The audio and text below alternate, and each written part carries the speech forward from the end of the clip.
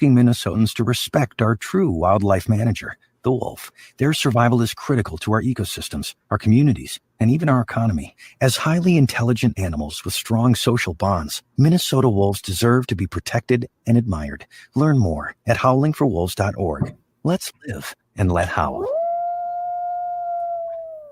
As we head towards colder weather, it's important to make sure you're up to date on vaccinations and protected from COVID-19. The Native American Community Clinic is now administering the updated Pfizer bivalent booster. The updated bivalent booster helps protect against the original COVID-19 strain and against newer Omicron variants. And it will help restore protection that has decreased since previous vaccinations. People aged 12 and older are now recommended to get an updated bivalent booster dose at least 2 months after their last COVID-19 shot. That means the bivalent booster may be given after a person's primary series or after their last booster shot, regardless of what brand you received before. Even if you've already had COVID-19, you should get vaccinated. Right now, at the Native American Community Clinic, you can get COVID-19 vaccines, including updated boosters, at the same visit as other vaccines. However, if you've received a recent monkeypox vaccine, you may need to wait 4 weeks before you can get a COVID-19 vaccine, and you should discuss this with your provider. Schedule your vaccination appointment with the Native American Community Clinic by calling 612-872-8086. Hey, Cudahy to all my friends and relatives in 4 directions. This is Robert Pilot of Native Roots Radio presents I'm Awake. I'm here to ask you for your support. Finding honest Native-centered news is not easy. But with your support, we're able to provide accurate information about Standing Rock, Line 3, treaty violations, and COVID-19 in our Native communities. Please visit Native Roots Radio Network on Patreon and donate if you can. That's Native Roots Radio Network on Patreon. Pinigigi, and thank you for your support.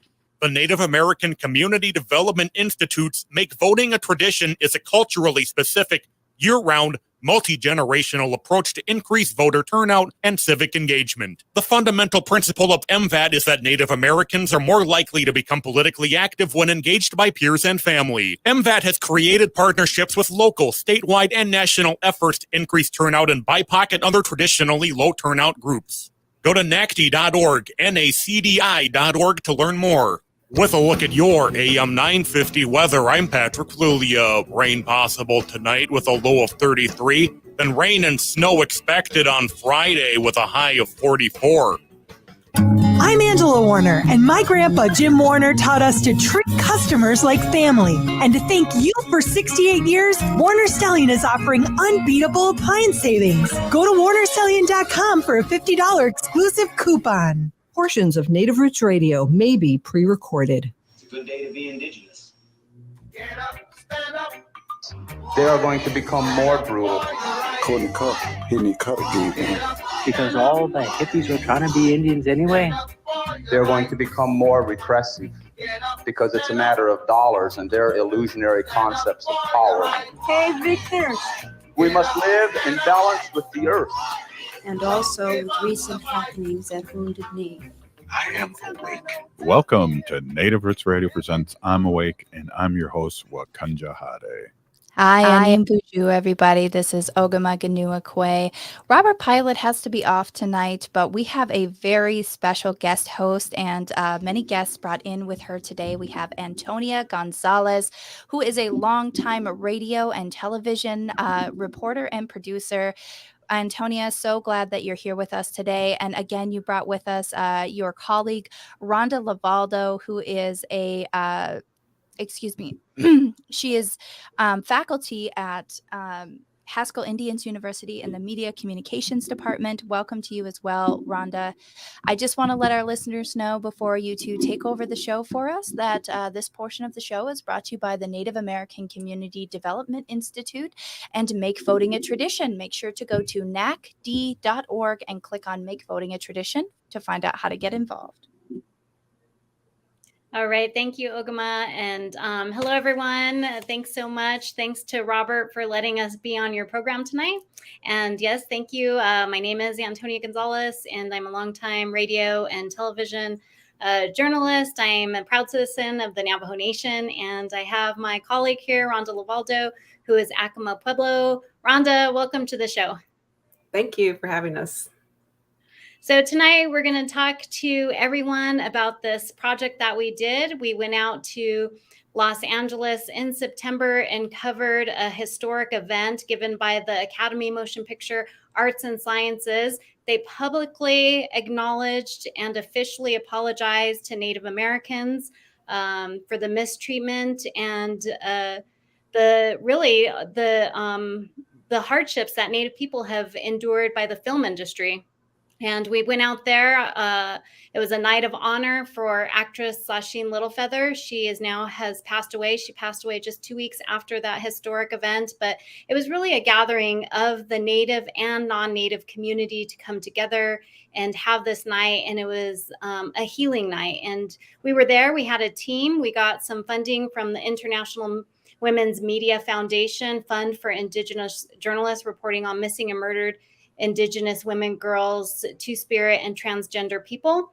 And so we got this funding. We went out there and we covered this event. And not only did we cover the event, we went out into the LA area, including the famous Hollywood Walk of Fame, to talk to the public about what they know about Indians based on the film industry. And so we have we out of that, we had a team of 4, Frank Blanquet, who is with FNX, and he was our videographer, and then Eugene Tapahebrings, who was our still photographer. Rhonda did radio, and then I did television, and I was also the lead of this project. Rhonda, just go ahead and share what some of your thoughts are from that event.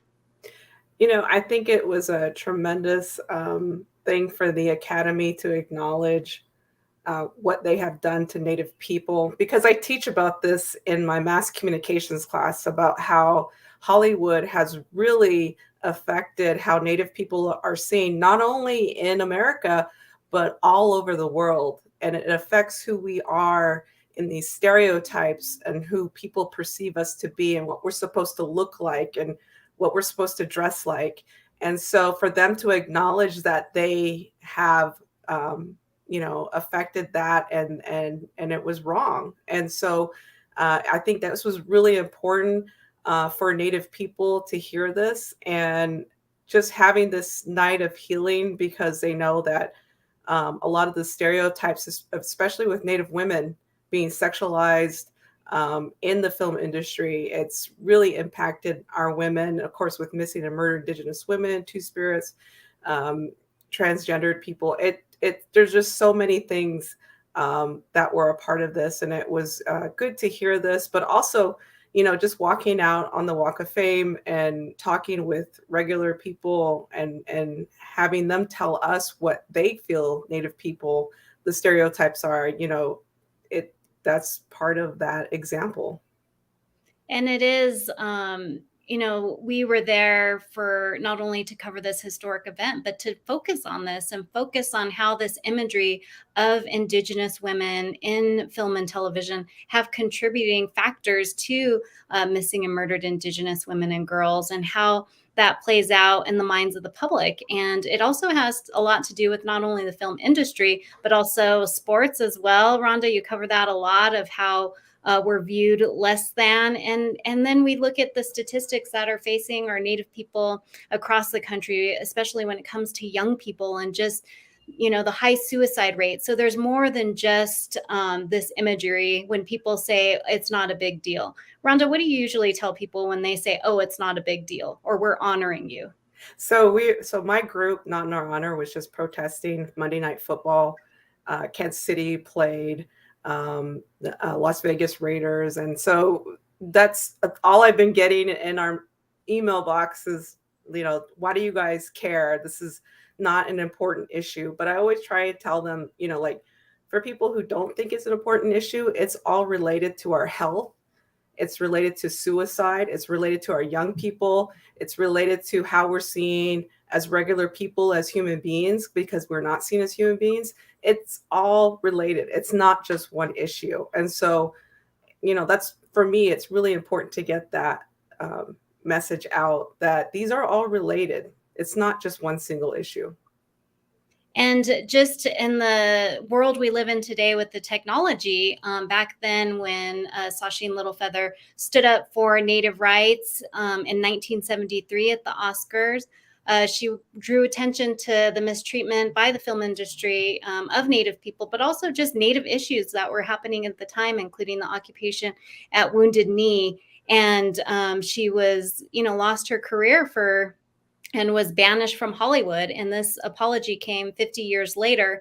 But on top of that, when you look at some of the issues that she faced, there were people yelling, there were people doing the tomahawk chop, she said, there were people doing, the fake war cries. And so this is all in person. I'm sure there's many more stories she could have shared about, through the years, the kind of abuses that she faced. And then when we look at today, we have all this technology, and even looking at what you do, Rhonda, and standing up for, change the name, change the mascot, educating people. You get abused as a Native woman through social media, through emails, and it's a little bit different, but it's not at the same time. And I think she really did a great service to highlighting Wounded Knee, getting the media attention to it, because at the time there was no media attention. We didn't have social media then, but she was able to do that and have the media focus on that and people understand what was going on. And for her to acknowledge at this ceremony, she acknowledged that, there's so many things going on, and for us to recognize, the things we stand up for, that we're standing up for our people. And to me, that was like a personal message, because I was like, I want to make sure that what we're doing isn't for nothing. And so Monday night, I really, that to me was really important for us to be there, to let people know that we're not going to back down, that we're always going to be there. And it seems like the fans are even more feisty in trying to argue with us. It's getting worse. And even thinking about, it's dangerous. I mean, you guys have had stuff thrown at you. You've had people threaten you. So I could only imagine the kind of things that Sacheen went through as well. And she talked about it too during the media roundtable about how she faced some abuse during and after the ceremony at the Academy Award. But we definitely want to share some of the stories that we did and some interviews that didn't make it, because we just have so many people who showed up. There was more than 800 people who went there, and a lot of people wanted to talk about it, both Native and non-Native. So we look forward to talking more about this and sharing some of those voices here on Native Roots Radio. And I think we're going to have to take a quick break, but we'll be right back.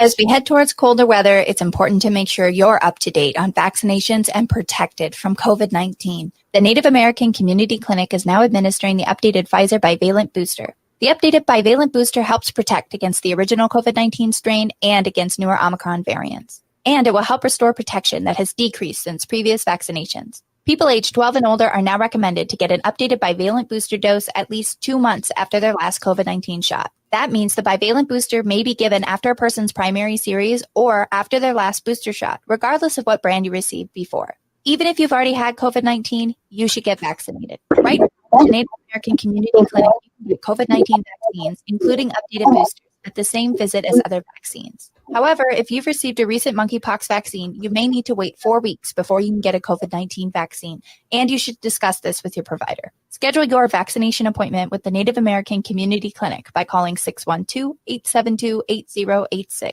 Unwanted sexting or photos, inappropriate jokes, even tickling or wrestling can feel like a violation. Catcalling, cornering, or groping, getting them drunk or high for sex. Recording sexual acts without permission. Someone because of sexual orientation, raping a family member, a child, a date, a friend, a stranger. Purchasing a human being for sex. You make the choice every single time. Sexual violence is many things. Make a choice. Do not do it. Sponsored by the Minnesota Indian Women's Sexual Assault Coalition. J&S Bean Factory is a Native-owned, community-supported, cozy, artsy coffee shop which offers roasted on-site beans, live music, and baked goods. Relax in the beautiful outside patio. City Pages writes, voted top 10 coffee shops, tucked into a quiet corner of town. This coffee shop was one of the best growing countries in the world, located at 15 East Randall Avenue, St. Paul. The good stuff.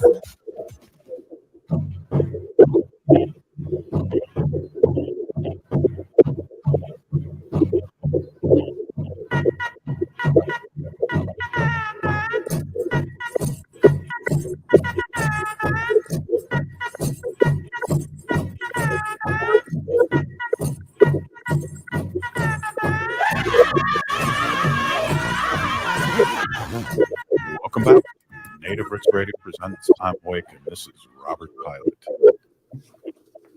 Welcome back to Native Roots Radio presents I'm Awake. We have special guests here today. Hosting with us, we have Antonia Gonzales and Rhonda LeValdo. Welcome back. Thank you so much for hosting with us tonight.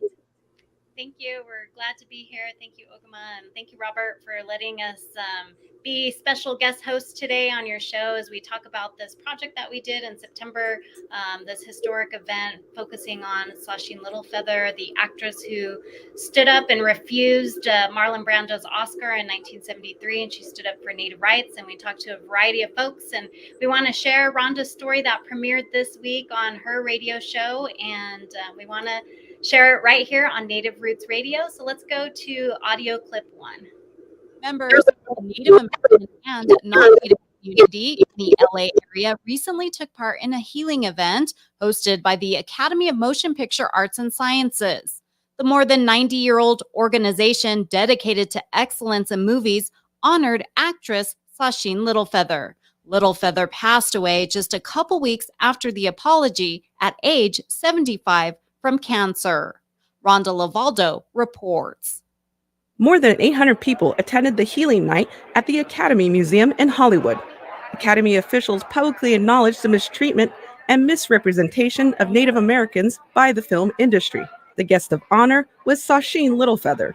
She famously refused the Oscar in 1973 on behalf of actor Marlon Brando for his role in The Godfather.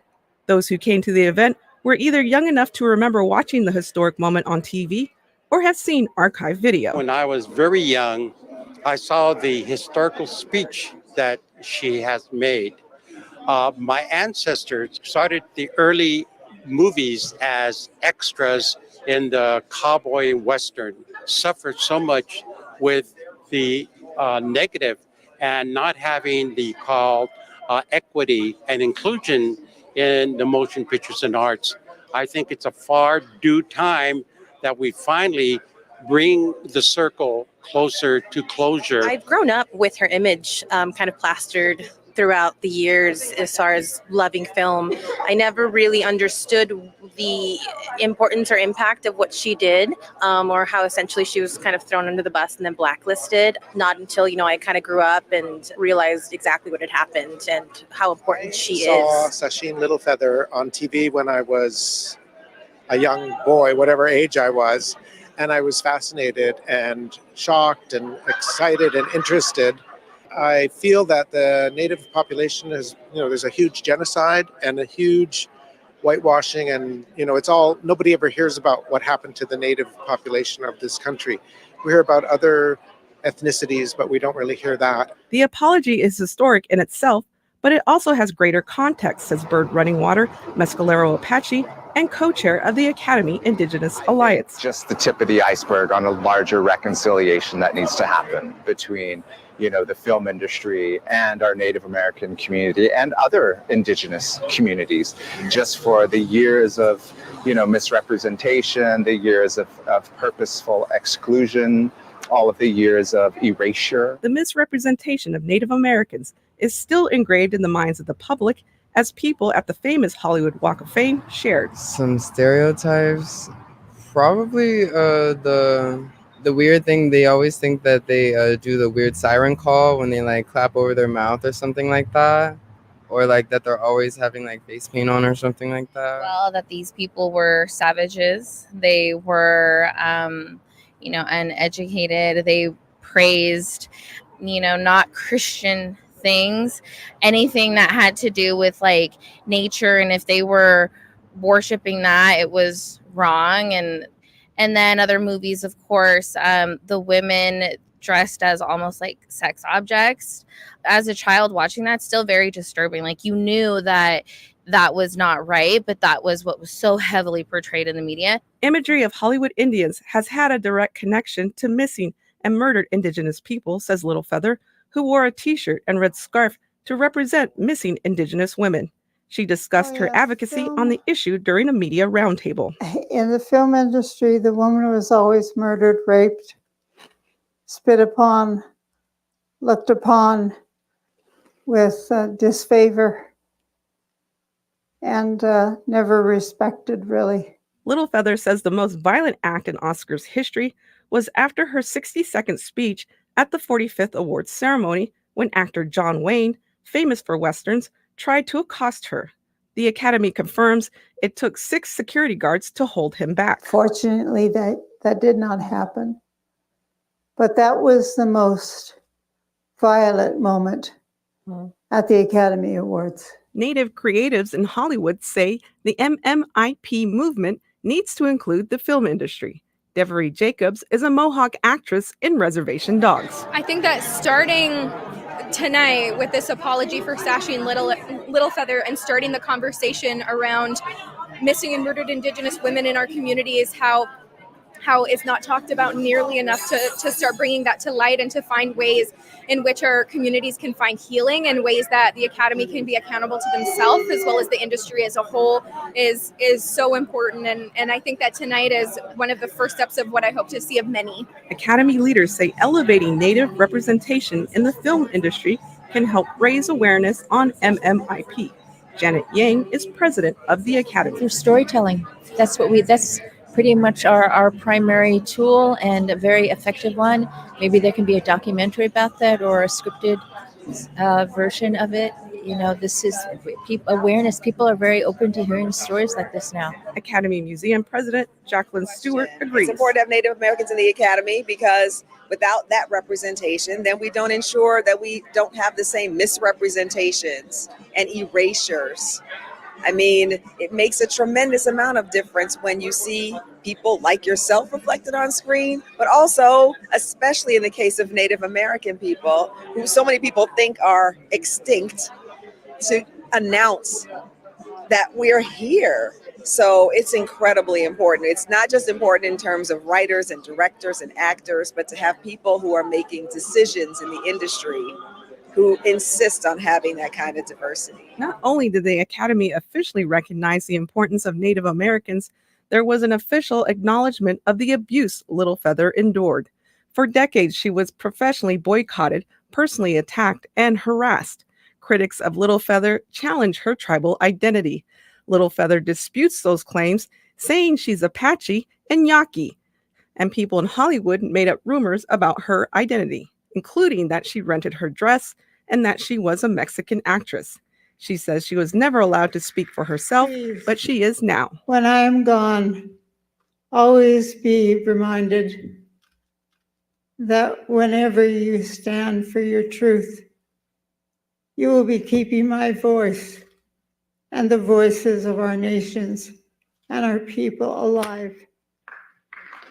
Littlefeather, terminally ill from cancer, says she was shocked to receive a letter of apology from the Academy in June. The letter was read at the event by former Academy President David Rubin. For too long, the courage you showed has been unacknowledged. For this, we offer both our deepest apologies and our sincere admiration. Littlefeather's response, she says it's never too late for an apology. It's never too late for forgiveness. Littlefeather passed away in California from breast cancer. I'm Rhonda LeValdo, reporting from Hollywood. This story, supported by the International Women's Media Foundation's Fund for Indigenous Journalists, reporting on missing and murdered Indigenous women, girls, Two-Spirit, and transgender people, MMIW G2T.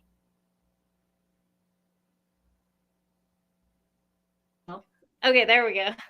That was Rhonda's story. Thank you, Rhonda and Frank and Eugene. And I think we have Frank. Hi, Frank. Welcome. Go ahead and introduce yourself. Thanks for joining us. Oh, you're muted.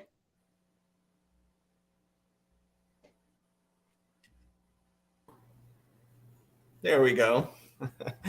Hi, thanks for having me. I'm a pleasure to be here. I'm Frank Blanquet. I'm Yucatec Maya, and I work for FNX Television.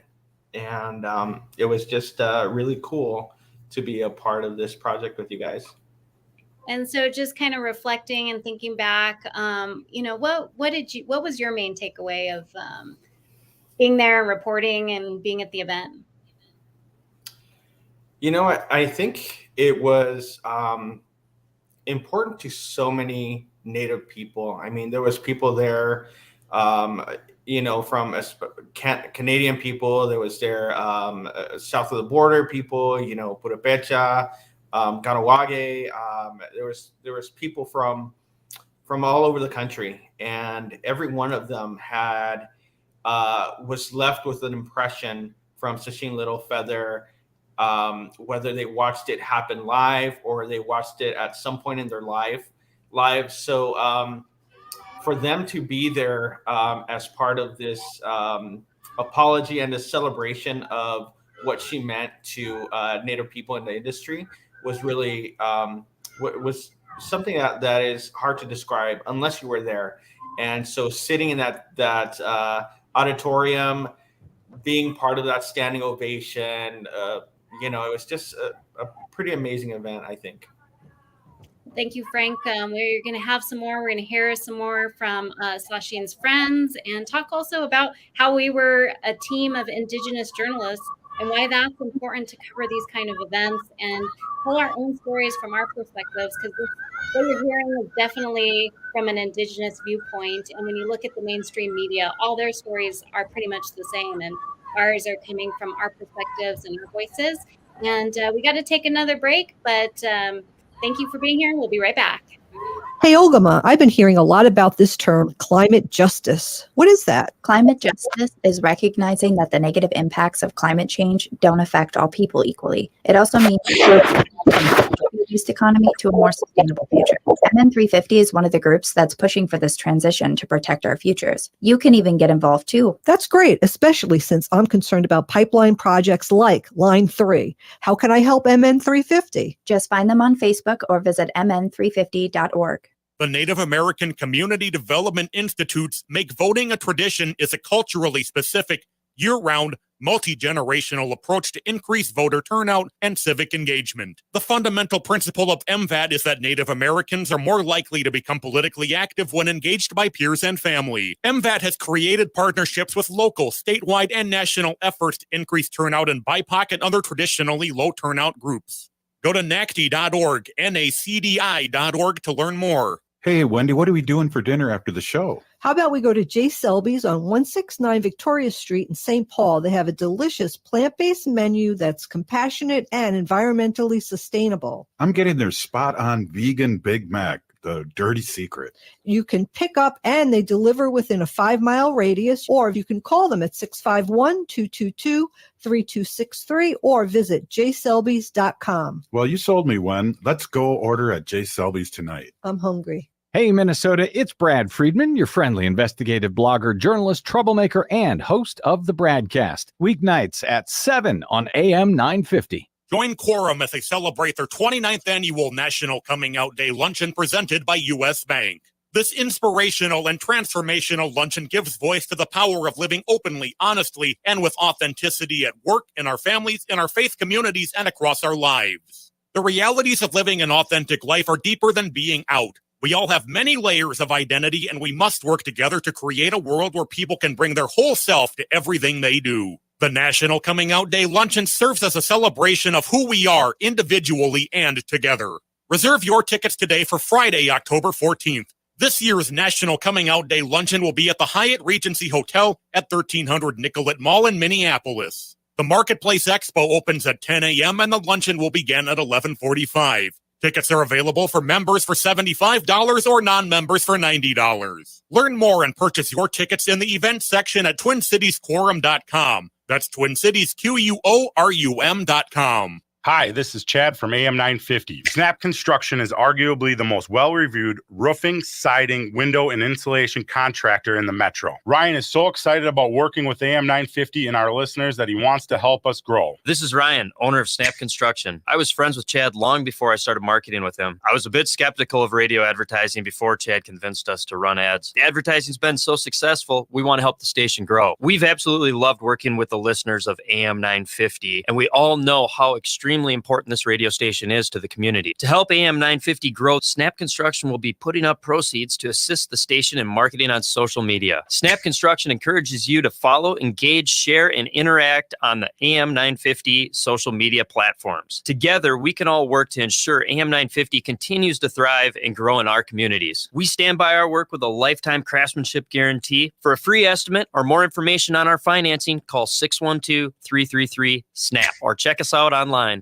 With a look at your AM 950 weather, I'm Patrick Flulia. Rain possible tonight with a low of 33, then rain and snow expected on Friday with a high of 44. The Great Wall has been serving up authentic Peking and Sichuan favorites for over 40 years. The Great Wall is located on France Avenue along the Minneapolis-Edina City line. Check out their menu at greatwallrestaurant.us.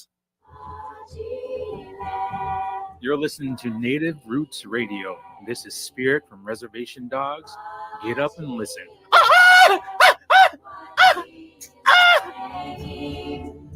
Welcome back to Native Roots Radio presents I'm Awake, and this is Robert Pilot. Thanks for joining us tonight. I'm Antonia Gonzales. Oops, sorry. Ogama, were you talking? Okay, I'm Antonia Gonzales, and joining me is Rhonda LeValdo and Frank Blanquet, and we're talking about a special project we did in September covering a historic event and also looking at Native Americans in the film industry and what that means not only to Native people, but to the public as well. And Rhonda, one of the things in the story that stood out to me was, you know, this is a more than 90-year-old movie academy that is known for excellence in movies, and we had leadership there acknowledge the mistreatment and the stereotypes of Native people in film. And as an educator and the work you do advocating, one of the things that stuck out was one of the leaders saying, you know, people think Native people are not even alive, that they're not alive today. Rhonda? Yeah, and that's kind of how, you know, the Hollywood started, because the first films that were put out on Native people were to document us, because they thought we were going to all die off. We'd all be gone soon. So that's why they went and started filming us. And it's like, we're still here, you know, we have to reinforce that every day. In 2022, we still have to tell people we are still here.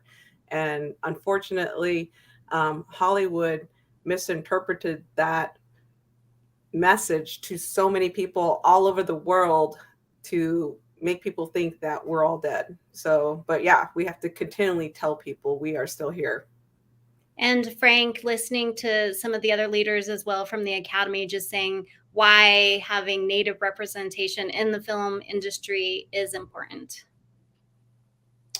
Yeah, I think from what I saw at the Academy, I think that they're an organization that really is, they're not just talking the talk, they're walking the walk. You could see that in their leadership. You know, that's a very diverse group of people leading that organization. They have Native people at the table.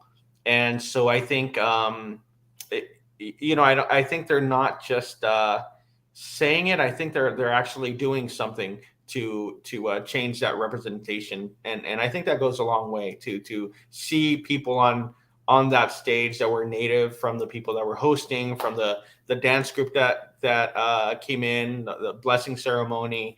I think that seeing that really showed that they have a commitment to helping diversify Hollywood. And we want to go to some more interviews and hear from some more folks that were there at this event in September. There were some of Sacheen's friends there. We have Earl and Bridgette Nikoni, who Earl was the MC for the night, and him and his wife have known Sacheen for a long time, since the 90s. And let's go to audio clip 2. We're good friends with Sash going way back to the 90s, and we were especially good friends with her husband that had passed away last December, Charles Koshaway.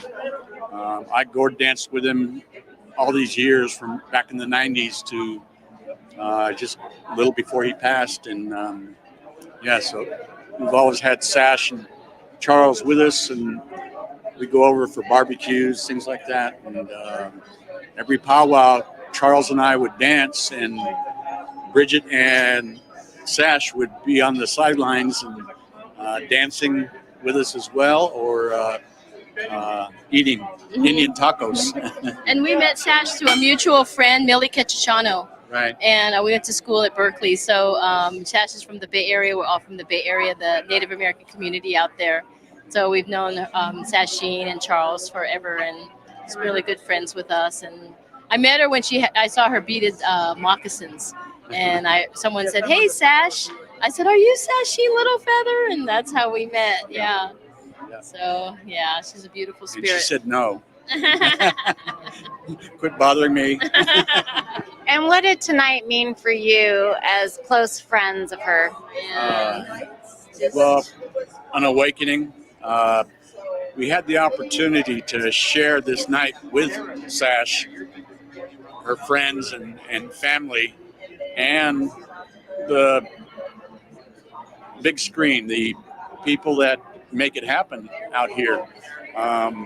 They shared the stage with us, and they know we're here. We're still here. We never went anywhere. And, welcome to stolen land still applies. We're more headstrong because of Sacheen and what she's done. We stand up, we say what we feel and what we mean. It's like 50 full years circle. ago. Yeah, 50 years ago, it wasn't like that. No, but it is like full circle. 50 years ago, it was a miracle that she showed up, on that stage and that audience. And then today, it's a miracle that, this actually happened, that, it took way too long, but, we're glad that the day came for her. And that was some friends of Sacheen Littlefeather, Earl and Bridgette, who were there at the event that night. And they pretty much said everything we've been talking about. Their words pretty much echoed what we're saying on the show. And also looking at, have things gotten better in Hollywood? I know that there are shows now today that are produced, directed. We talked to some of those people. There's actors there. So we got a chance to interact with a lot of the Native creatives in Hollywood. One of them was Heather Ray, who's a film producer. Let's hear what she had to say if things are getting better for Native people in Hollywood. Let's go to clip 3. And do you see change in the way Native women are portrayed in film today? Do you see that? Is there a change? I think that it's changed tremendously in recent times. I mean, it's sort of like we're in a world where it kind of started, with Jada Pinkett Smith tweeting "Oscars so white," in 2015 or whenever that was. And then following that, Standing Rock, which really shifted something in the universe.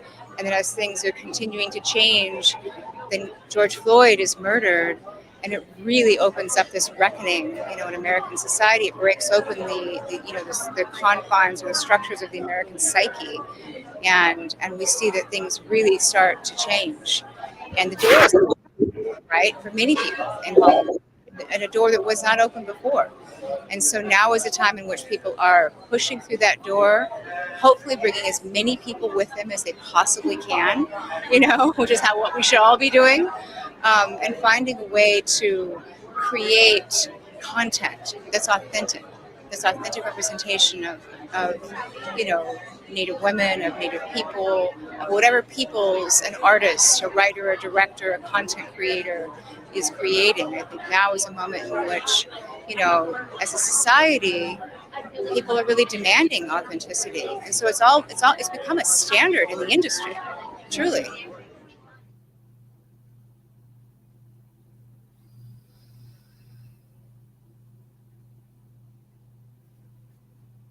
You're muted, Antonia. I said some really good things. I was just saying that Heather Ray, a film producer, talking about if things have gotten better for Native women in film and Native Americans. Frank, what were your reactions to hearing what Heather had to say? You know, I think that there is definitely a move in the right direction, but we do need more representation still. I feel like there are shows, you know, you have Reservation Dogs, you have Dark Winds, you have Rutherford Falls that was just out. But, you know, I'd like to see Native characters in shows that are established. You know, there's no reason why there can't be a Native doctor in a medical show, you know, and so I think there's still a long way to go, because you don't think twice when you see, you know, African American doctor or an Asian doctor on television, but you know, I don't think they ever think to cast a Native American physician or surgeon, and it's not like they don't exist, they do. So you know, there's just the first Native American woman astronaut, you know,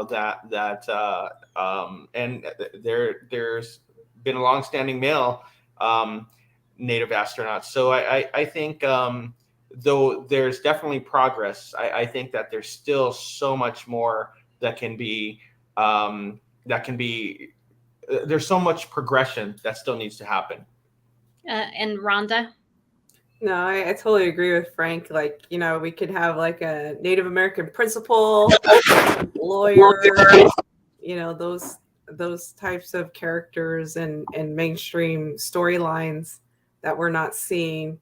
Even journalists, you know, we're radio hosts on mainstream news. We could be doing that. But yeah, it's important to have us, you know, for the next generation to see them represented on the big screen. And I think also, as well as not just the jobs everybody wants, the writers, the producers, the actors, but we also need Native people as the decision makers, just like we've been saying for newsrooms, is we need Native people to be the ones giving the funding. We need the ones, you know, making all the decisions, the people who are in leadership.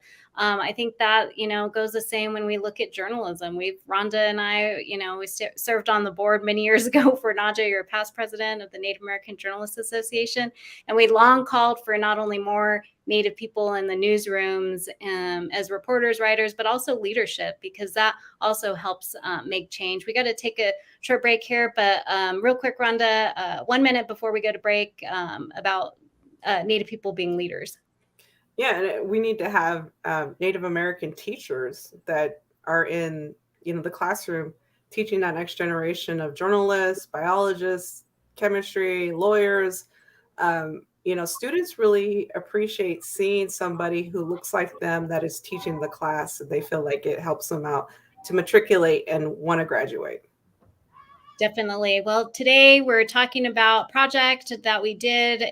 We went to Hollywood, a team of Indigenous journalists, and we covered a historic event, an apology to Sacheen Littlefeather, but also it was more of a healing for both the Native and non-Native community. It was, you know, hundreds of people attended this event, and there were a lot of different things going on that we got to do. We went to a media roundtable, and we were 4 of 8 journalists there, and I think that's a pretty big deal. I mean, you know, we're hearing and sharing some of the voices that we got, and also to give a shout out. We'll be right back, but we have more to come up.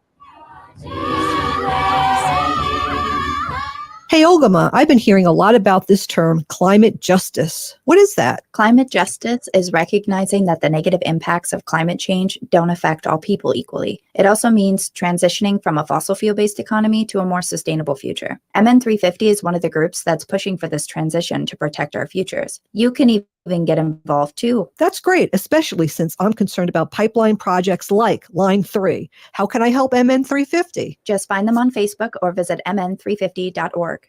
Minnesotans age 65 plus might qualify for Health Partners Minnesota Senior Health Options. The plan includes personal support, coverage for medical, prescription drugs, and dental, plus over 30 extra benefits. Eligibility information is available at healthpartners.com/oneplan. Health Partners is a health plan that contracts with both Medicare and the Minnesota Medical Assistance Medicaid program to provide benefits of both programs to enrollees. Enrollment in Health Partners depends on contract renewal. Minnesota has the only original wolf population in the continental United States, and 80% of Minnesotans believe the wolf should be protected. Howling for Wolves is asking Minnesotans to respect our true wildlife manager, the wolf. Their survival is critical to our ecosystems, our communities, and even our economy. As highly intelligent animals with strong social bonds, Minnesota wolves deserve to be protected and admired. Learn more at howlingforwolves.org. Let's live and let howl. J&S Bean Factory is a native-owned, community-supported, cozy, artsy coffee shop which offers roasted on-site beans, live music, and baked goods. Relax in the beautiful outside patio. City Pages writes, voted top 10 coffee shops. Tucked into a quiet corner of St. Paul's Highland Park neighborhood, this coffee shop roasts beans on-site from the best coffee-growing countries in the world. Located at 1518 Randolph Avenue, St. Paul. The good stuff. This is Winona LaDuke of Honor the Earth, and you're listening to Native Roots Radio. I'm Awake. Welcome back to Native Roots Radio presents I'm Awake, and this is Robert Pilot. And are you go ahead, Ogama? Welcome back to Native Roots Radio presents I'm Awake. I'm Ogama Ganuakwe. Robert did have to be out today, and I'm backstage with the little one, but we have these wonderful guest hosts and additional guests on Native Roots Radio today, so I just wanted to come on and tell everybody how much we appreciate Antonia and Rhonda for coming on today and guest hosting for us on Native Roots Radio, and thank you, miigwech to you, Frank, for coming on and talking with them as well, and all the great content that you brought here to our show today. And for our listeners who are big fans, this portion of the show is brought to you by Howling for Wolves, protecting wolves for future generations. Oh! Back to you, Antonia. Thank you, Ogama, and thank you, Robert, for letting us host your show today. And right before the break, I was going to give a shout out to our TV segment, which aired on FNX this week. And thank you to Frank and thank you to Rhonda for being here. Definitely, Frank, tell us a little bit about the TV segment and where can people check it out at? The TV segment is available on fnx.org now. It can be watched on our YouTube channel, which is FNX TV. It could be watched on our Vimeo, which is FNX TV, and it's up on our Facebook page and our Instagram, I believe.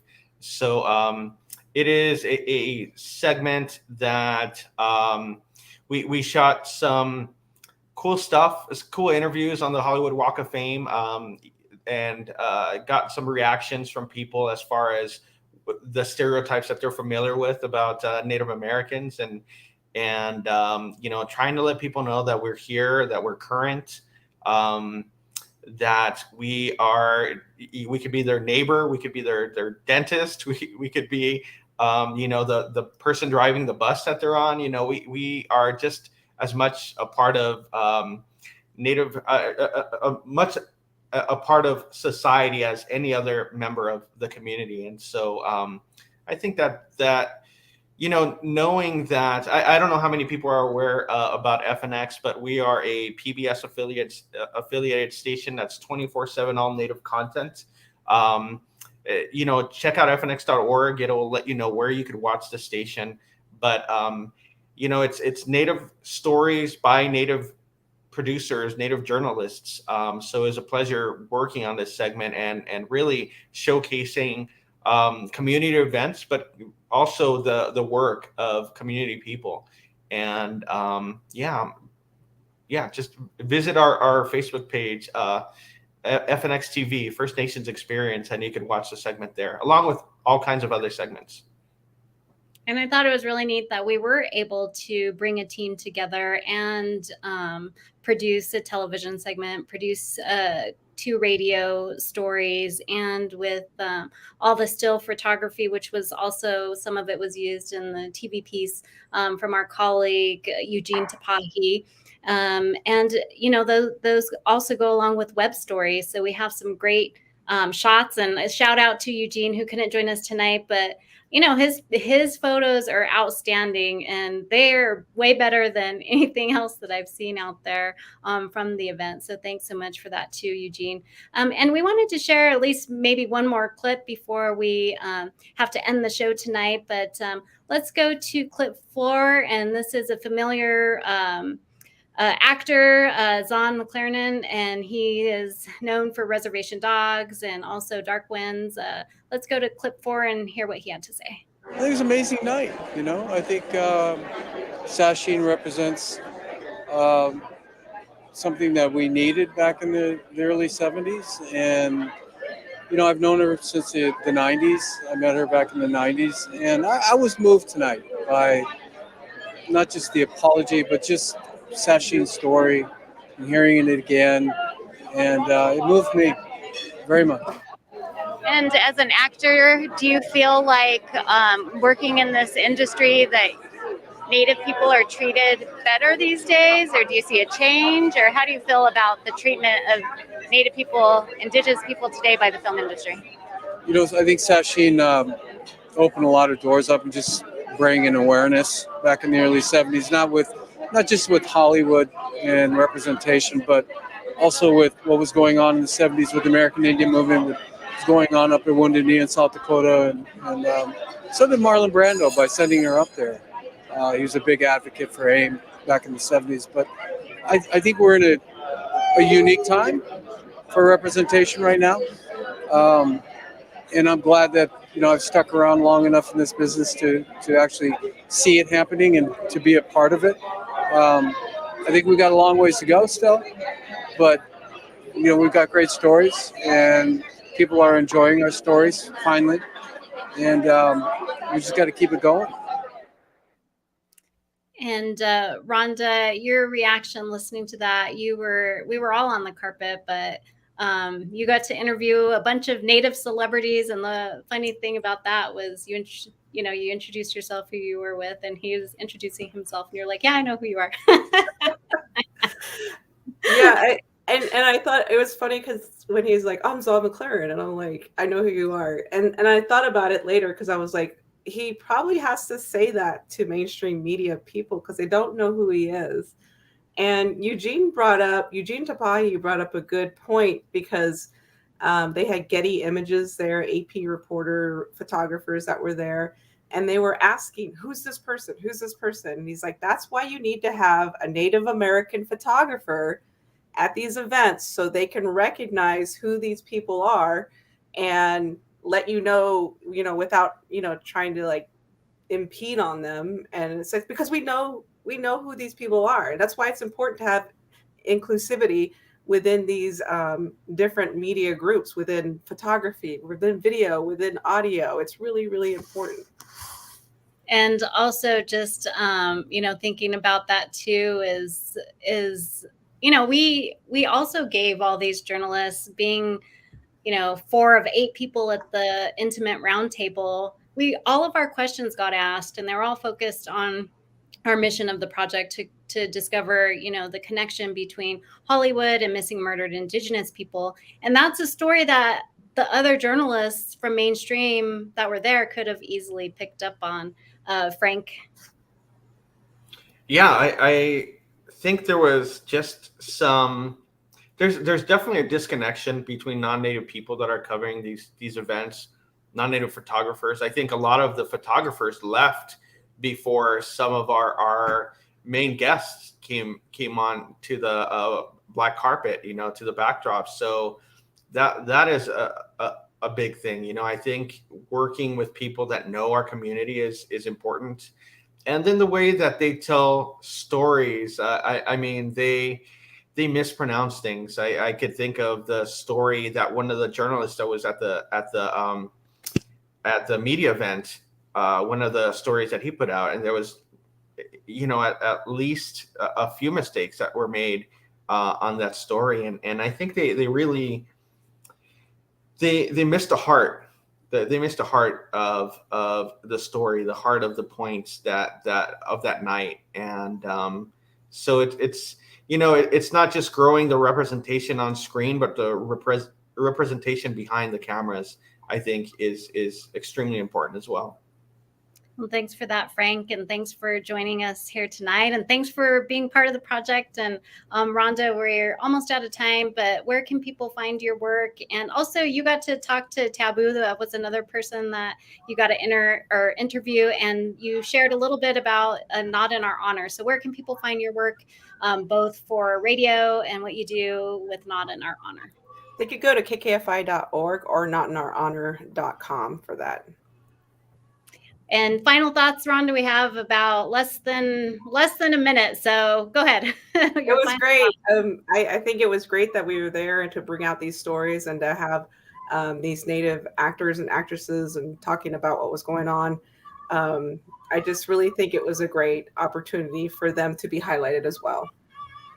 Well, thank you so much, both of you. And thank you to Eugene Tapahebrings, who wasn't able to join us tonight. And I look forward to another project with all of you. And thank you to Ogama and Robert for letting us take over your show tonight. It's always so fun. And we love what we do. We love sharing Indigenous voices. And we love being part of your program. Thank you so much. Thank you. Hi, this is Laura. Listen to Food Freedom Radio every Saturday at 8 a.m.